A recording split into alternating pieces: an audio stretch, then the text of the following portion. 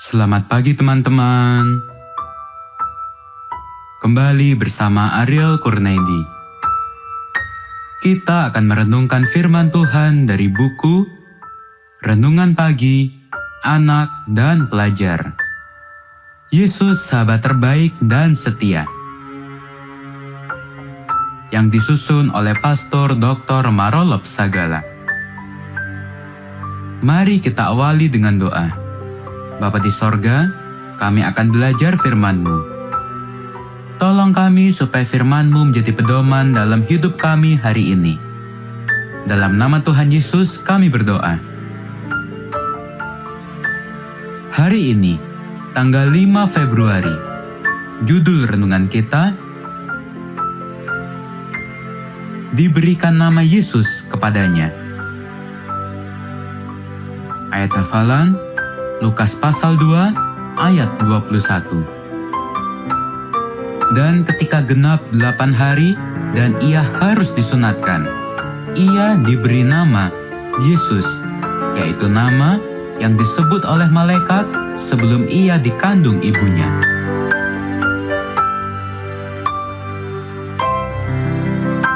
Ketika bayi Yesus berumur 8 hari, mereka atau bapak dan ibunya membawa dia ke Yerusalem untuk menyerahkannya kepada Tuhan.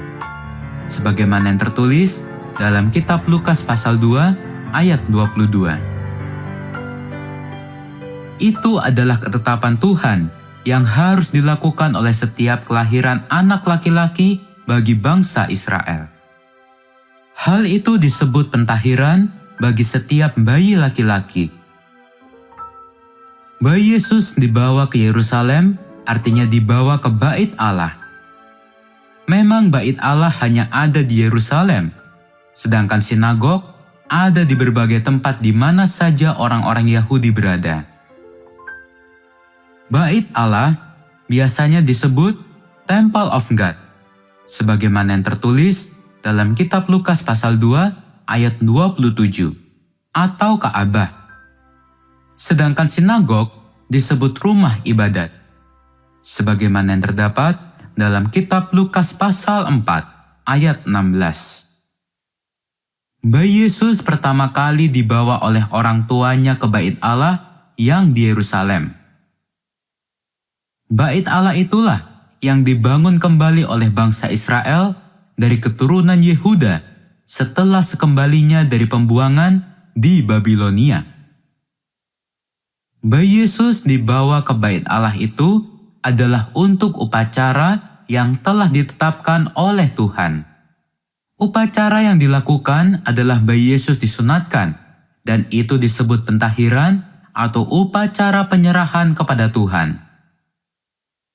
Dan ketika itulah nama Yesus diberikan kepadanya, yaitu nama yang disebut oleh malaikat sebelum ia dikandung ibunya. Sebagaimana yang tertulis dalam kitab Lukas pasal 2 ayat 21. Peristiwa upacara pentahiran bayi Yesus di Bait Allah di Yerusalem ketika baru berumur 8 hari kemungkinan adalah saat sebelum bayi Yesus dibawa lari ke Mesir oleh orang tuanya atas perintah malaikat Tuhan. Itu berarti setelah para gembala yang dari padang datang mengunjungi bayi Yesus di Bethlehem, terbaring di dalam palungan. Dan sudah pasti, setelah orang-orang Majus dari timur sudah pulang dari kunjungan melihat dan menyembah bayi Yesus di Bethlehem.